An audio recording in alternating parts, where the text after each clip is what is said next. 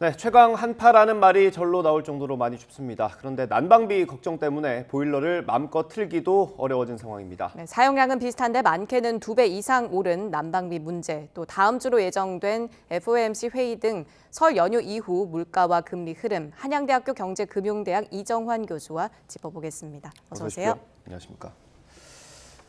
저도 이 출연을 준비하면서 기사 많이 찾아봤는데 좀 무서워졌습니다. 난방비가 정말 많이 올랐더라고요. 어느 정도입니까? 사실 이제 체감상 난방비는 뭐 1.5배 혹은 2배 가까이 올랐다라는 이야기를 많이 하시고 있고요. 근데 이제 사실 근본적으로는 가스비가 너무 올랐다라는 말씀을 드릴 수 있을 것 같습니다. 실제 지난해 1월하고 올해 1월을 비교해 봤을 때 가스비가 얼마나 올랐는지 비교해 보면은 38% 예. 혹은 그다음에 이제 이게 도매 가격이고요. 조금 예. 소매적인 요소를 추가하면 뭐 40% 이상 올랐다라는 그런 의견들이 많이 나오고 있습니다.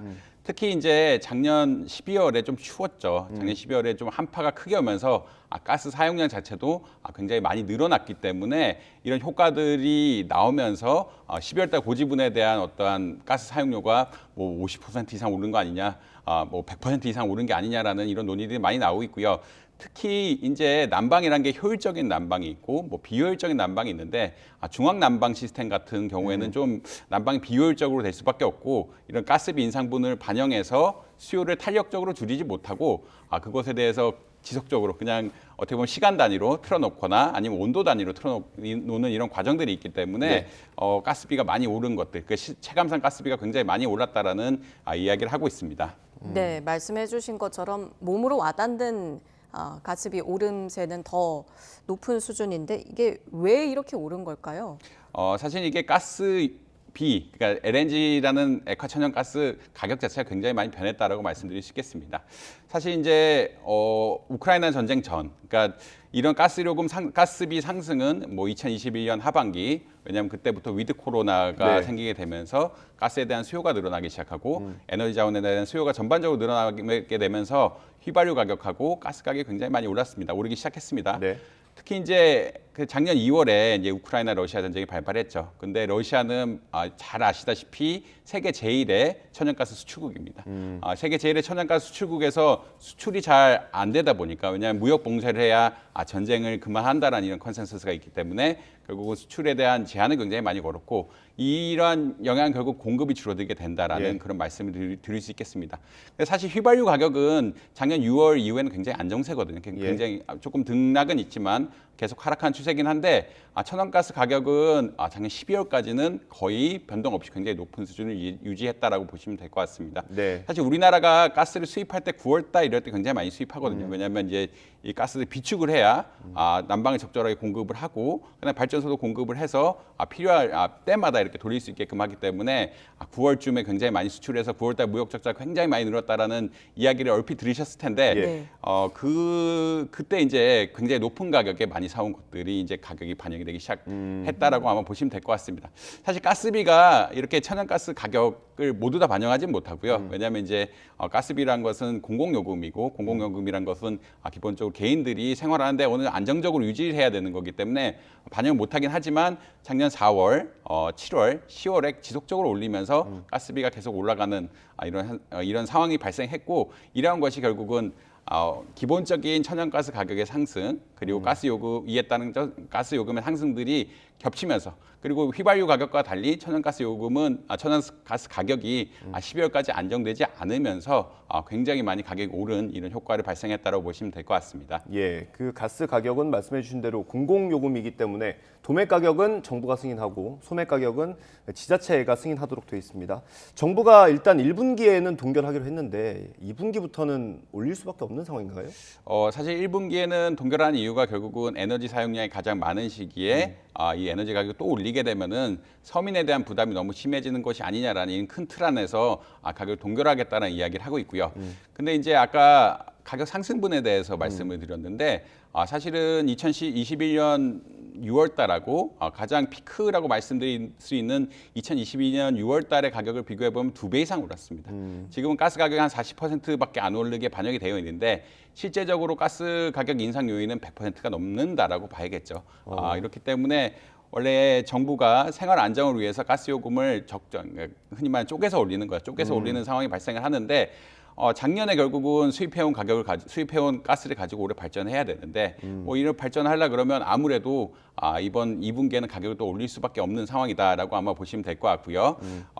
특히나 이제 결국은 이 가격이 좀 여름에 올려야 그래도 또 보다 어떻게 보면은 가스비 올린 효과를 조금 줄일 수가 있기 때문에 아마 2분기에는 가격 올리지 않을까라고 많이들 생각하고 있습니다. 네, 가스뿐만 아니라 지금 서민용 연료라고 불리는 등유 가격도 올랐습니다. 지난해 소비자 물가 품목을 살펴보니까요, 가장 많이 오른 게 등유 가격인데 이 등유 가격 상승세는 원인을 어떻게 짚어봐야 할까요? 일단은 등유의 특성이 하나가 있고 세금 제도란 뭐 두 가지 측면에서 아마 이해를 하시면 될 것 같습니다. 등유는 보통 경유에 대체하는 역할을 많이 한다라고 생각하는데 경유랑 거의 성격이 비슷합니다. 경유 성격이 비슷하기 때문에 경유의 생산 시설하고 등유의 생산 시설이 비슷하다라고 많이 생각을 하거든요. 네. 근데 이제 작년에 경유 가격이 굉장히 많이 오르면서 그 등유를 생산하던 시설들이 경유 생산 시설로 옮겨가면서 등유에 대한 공급량이 줄었다라고 일단 말씀드릴 수 있겠고요. 예. 그다음에 굉장히 고품질의 등유는 좀 특이하긴 하지만 항공유로 쓰입니다. 근데 작년부터 결국은 위드 코로나가 되면서 전 세계 모든 나라들이 거의 여행 자유화 이런 상태가 됐거든요. 예. 그 말은 결국은 항공유에 대한 수요가 갑자기 늘면서 등유가 생산이 되는데 항공유로 만들어내야 되는 양도 굉장히 많아져. 항공유로 공급돼야 되는 양도 갑자기 늘어나면서 그 일반으로 공급되는 양이 굉장히 줄어들 수밖에 없었다라고 일단 보실 수 있을 것 같습니다. 그다음에 세제 차원에서는 좀 특성이 하나가 있는데 뭐 작년 유류세 인하했다라고 말씀을 많이 들었을 겁니다. 유류세를 네. 인하하면서 휘발유와 경유 가격을 안정시켰다라는 이야기를 들었는데 다시 말해서 등유는 유류세 인하를 안 했다라는 이야기입니다. 등유는 유류세 네. 인하를 안 했기 때문에 가격이 그러니까 흔히 말해서 경유가 떨어지는 것 혹은 휘발유가 떨어지는 것에 비해서 가격이 올라갈 수밖에 없는 상황이다라고 한번 보시면 될 것 같습니다. 결국은 그 공장이 줄어들면서 공급이 줄어들게 됐고요. 그다음에 항공유 수요가 늘게 되면서 일반에 대한 공급은 더 줄어들게 됐고, 그다음에 유류세 혜택이 없었기 때문에 가격 인상분이 흔히 말하는 가격 인상이 직격탄을 받으면서 결국은 굉장히 많이 오른 효과를 나타나고 있어서 특히 이제 개인 소비가 많은 이런 등유 가격에 굉장히 큰 영향을 미치고 있다라고 보시면 될 것 같습니다. 알겠습니다. 이번에 금리 상황을 좀 보겠습니다. 그 연준의 FOMC 회의가 31일부터 열리죠? 31일부터 열리는데 이번에는 어떻게 예상을 좀 하십니까? 지금 뭐 최근 뉴스는 뭐 물론 뉴스란 게 계속 바뀌긴 하지만 최근 뉴스는 거의 100%로 0.25% 인상, 그러니까 베이비 스텝을 단행할 것이 아니냐라는 그런 이야기를 많이 하고 있습니다. 그것은 사실은 지표가 많이 그런 식으로 유도를 하고 있다라고 보시면 될 것 같은데 사실 소비자 물가 지수가 작년 12월 거죠. 미국의 소비자 물가 지수가 6.5%포인트가 나오면서 네. 어떻게 보면 예측보다 예측하고 거의 일치한 경향이 나왔고요. 그다음에 생산자 물가 지수가 지난주에 발표가 됐는데 생산자 물가 지수는 흔히 말하는 도매 가격 지수라고 보통 이야기를 합니다. 도매 네. 가격 지수라고 볼 수가 있는데 도매 가격 지수는 예측보다 조금 더 떨어진 경향. 그러니까 물론 이제 연간 단위로 하면 올랐지만 11월에 비해서 12월 생산자 물가 지수가 0.5%포인트 떨어지면서 어떻게 보면은 물가가 좀 안정되는 것이 아니냐. 도매 물가부터 안정이 되면서 소매 물가가 안정되는 것이 아니냐라는 큰 어떤 컨센서스가 생기고 있다라고 한번 보시면 될 것 같습니다. 특히 그리고 작년에 금리를 굉장히 많이 올렸죠. 작년에 금리를 굉장히 많이 올리면서 뭐 흔히 말하는 0.75%포인트 올리는 것을 4번 이상 단행하고 그다음에 마지막에 0.5%포인트를 올리면서 금리 인상이 끝났는데 작년에. 네. 근데 이러한 것의 효과가 이제 나타나는 데 조금 시간이 걸리거든요. 나타나는 데는 좀 시간이 걸리기 때문에 급작스럽게 금리를 또 0.5% 그러니까 계속 높게 올리면서 경기를 지나치게 위축하는 것에 대한 부담이 아마 미국 경제에도 아마 있는 것 같다라고 아마 이해하시면 될 것 같습니다. 결국은 12월 실적들이 좀 나오기 시작한 12월 실적이란 것은 작년 4분기 실적들이 최근 보고가 나오기 시작하는데 그렇게 뭐 썩 좋지는 않다. 그러니까 좋은 주식도 좀 있지만 나쁜 주식도 그만큼 있어서 한 50% 수준으로 그렇게 경기가 좋아지는 상황이 아니기 때문에 아마 미국 연준에서도 금리를 올리는데 굉장히 부담을 가질 수밖에 없는 상황이라 결국은 정책 효과라는 시차로 보통 이야기하죠. 금리를 한번 올리게 되면은 1년이나 혹은 2년까지 네. 정책 효과가 반영된다는 그런 상황. 그리고 물가 지수 자체가 우리가 뭐 급격하게 떨어지고 있지는 않지만 예측한 대로는 가고 있다라는 그런 특성. 이런 것을 반영해 봤을 때는 시장에서는 거의 그러니까 시장의 금리에 이런 것들이 반영이 되는데 시장에서는 거의 0.25%포인트를 올리는 베이비 스텝이 가장 유력하다. 거의 100%까지 보는 이런 견해까지 나오고 있다라고 보시면 될 것 같습니다. 네, 이달 말에 연준의 금리 인상 한번 지켜봐야겠고요. 원달러 환율도 한번 살펴보겠습니다. 1,100원대까지 떨어질 거다라는 분석도 나오는데 어떻게 전망하십니까? 사실은 이게 아까 말씀드린 미국의 금리 인상 기조랑 굉장히 밀접하다라고 보시면 될 것 같습니다. 그래서 미국 금리, 그러니까 특히나 외환 시장에서 이런 이야기들이 많이 나오는 것 같은데 미국이 금리 인상을 상반기에 접고 하반기에는 유지를 한다든지 혹은 기회가 된다 그러면 금리를 낮추지 않을까라는 이런 의견들이 굉장히 많이 나오고 있거든요. 네. 그 말은 금리가 이미 정점을 찍은 것이 아니냐라는 그런 이야기로 볼 수 있습니다. 근데 아직까지 정점 찍지 않았지만 최소한 상반기엔 정점을 찍을 수도 있다라는 그런 의견들이 보이면서 결국은 미국 통화에 대한 금리가 낮아지게 되면은 미국 통화에 대한 수요가 줄어들게 되고 네. 그 말은 다른 나라 통화에 대한 수요가 늘어나게 되면서 킹 달러 현상들이 조금 줄어들 것이 아니냐라는 그런 논의가 나오고 있는 상황입니다. 결국은 강 달러란 것의 근간은 세계 경제가 얼마나 혼란할 것이냐는 어떤 불확실성, 그다음에 그 아까 인플레이션에 의한 영향으로 세계 경제가 혼란할 것이라는 불확실성, 그다음에 미국이 금리를 얼마나 올릴 것이라는 어떠한 미국의 기준금리 정책이 가장 중요한 것이었는데 네.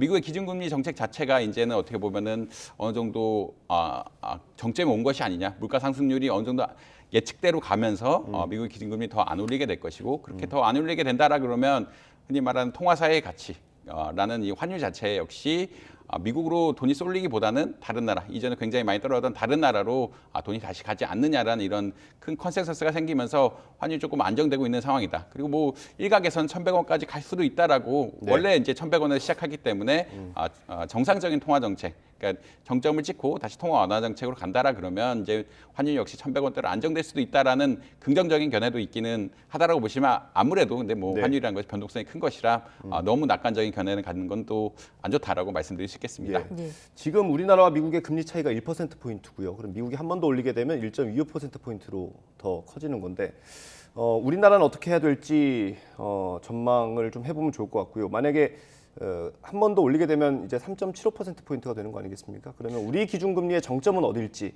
그것까지 전망을 좀 해주시면.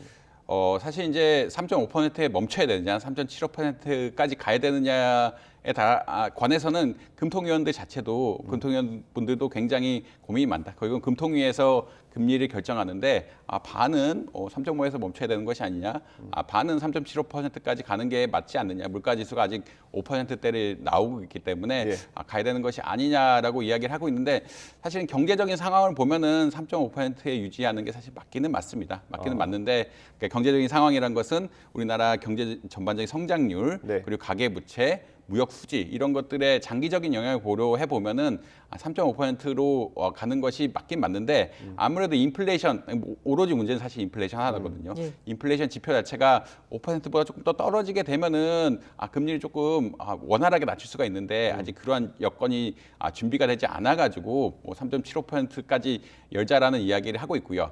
이것은 우리나라의 좀 특성이 반영됐다라고 보시면 될 것 같습니다. 이러한 논의의 근간은 한국의 경제 성장률 자체가 미국보다는 안 좋다라고 기본적으로 생각하고 있거든요. 그게 흔히 말하는 한국의 어떤 잠재 성장률이라고 보통 경제학자들 많이 이야기하는데 네. 잠재 성장률이 미국보다 낮다. 그리고 미국은 금리를 더 올릴 수 있고 한국은 금리 더 올리지 못한다. 왜냐하면 잠재 성장률이 낮은 상태에서 금리를 많이 올리게 된다라 그러면 이 부채에 대한 그러니까 결국 생산성이 떨어질 것이기 때문에 부채에 대한 피해도 굉장히 많이 나오고 이에 따라서 회복도 어렵다라는 이런 큰 견해들이 굉장히 많거든요. 그래서 3.75%까지 가면은 이런 부담을 너무 주는 것이 아니냐. 결국은 금리를 올렸을 때 우리나라 생산성이 낮고 생산성이 낮으면 수익성이 낮은데 이런 상황에서 부채 부담을 굉장히 많이 주면은 기업들의 폐업으로 이어지게 되고 고용이 악화되고 소비가 악화되는 이 전반적인 구조가 발생을 하게 되는데 너무 부담이 된다. 미국처럼 성장률 높게 가지고 간다 그러면 이런 금리 더 올리는 것에 대해서 부담이 조금 덜하지만 부채도 많고 성장률이 낮은 상태에서 금리를 올리는 것에 대해서는 굉장히 부담을 많이 가지고 있다라고 아마 이해를 하시면 될 것 같고 그렇지만 아직까지 소비자 물가지수가 5%대가 5% 네. 상승률이 나오면서 그런 것에 대한 부담이 조금 있다라고 아마 보시면 될 것 같습니다. 예, 결국은 이 물가 잡는 게 관건으로 보이는데 추경호 경제부총리가 어제 저희 YTN에 출연해서 하반기로 갈수록 소비자 물가가 안정세를 찾을 거다. 3%대까지 예상을 했는데 직접 듣고 오겠습니다. 1, 4분기를 서서히 지나면은 아마 4%대 물가를 보게 되고 하반기 가면은 3%대 물가를 예. 볼 수 있다. 앞으로 시간이 가면서 서서히 물가는 안정될 것이다. 이렇게 말씀드립니다. 예. 네, 소비자 물가 상승률 3%까지는 내려갈 거다 이렇게 예상을 했는데요. 이 정도까지 가야 기준금리 인하 논의가 나올 거라고 보십니까? 이제 소비자 물가 지수도 중요하지만 그것보다는 이제 기업들의 부도라든지 부실, 그리고 가계의 부실이 얼마 나는지가 아마 더 중요한 이슈가 될 것 같습니다. 사실 한국은 소비자 물가 지수의 지속성이라고 보통 이야기하는데 지속성이 그렇게 강한 나라는 아니다. 보통 이렇게 많이 이야기를 합니다. 그 말은 어떤 이야기냐? 한국은 임금 계약이라는 게 보통 연봉제라고 이야기하죠. 연봉제들은 임금들이 그냥 우리의 경제 상황과 그렇게 상관없이 뭐 보너스는 좀 차이가 있지만 그냥 스텝 바이 스텝으로 올라가는 이런 성격을 가지고 있기 때문에 물가가 단기적으로 상승한다고 해서 임금이 급격하게 올라가지는 않습니다. 그렇지만 미국 같은 경우는 연봉 계약 자체가 뭐 1년이라든 2년, 보통 2년 단위인데 2년 단위로 이루어지면서 인플레이션이 높다라고 예상하면 임금이 굉장히 빨리 올라가게 되고 수요가 또 올라가게 되면서 인플레이션이 올라가는 이런 상황들이 발생을 하거든요. 네. 이에 따라서 한국이 보통 미국보다는 인플레이션 압력이 작다라고 많이 이야기를 하고 있고 이것은 임금 체계의 어떤 구성 요소가 좀 다르기 때문에 그렇다고 이야기 많이 하고 있습니다. 그런데 이제 이러한 상황에서 인플레이션 압력이 기본적으로는 좀 낮은 상황에서 추경호 부총리가 말씀하신 것처럼 지금 임금이 그렇게 많이 오르지 않고 경기가 침체하는 이런 약간의 모습을 보이고 있기 때문에 2분기, 3분기쯤 가면은 인플레이션 3%대로 간다라는 이런 말씀을 하신 것 같고요.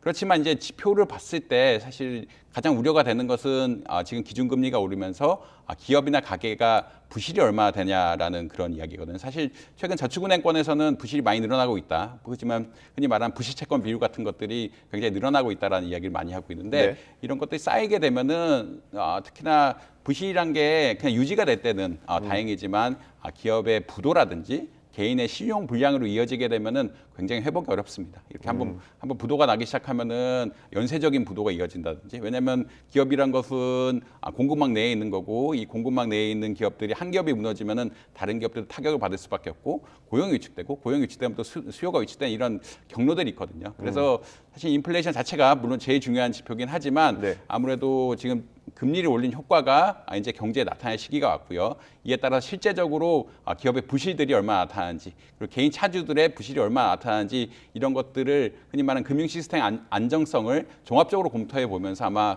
운영을 하지 않을까. 예. 이 물가 상승 정책 같은 것들이 결정되지 않을까라고 보실 수 있을 것 같습니다. 교수님께서 그 기준금리를 3.5% 정도가 적정하다고 보신 건 0.25%포인트 올리는 것만으로도 우리 경제가 좀 침체할 수 있다, 속도가 좀 빨라질 수 있다 이렇게 전망하시는 겁니까?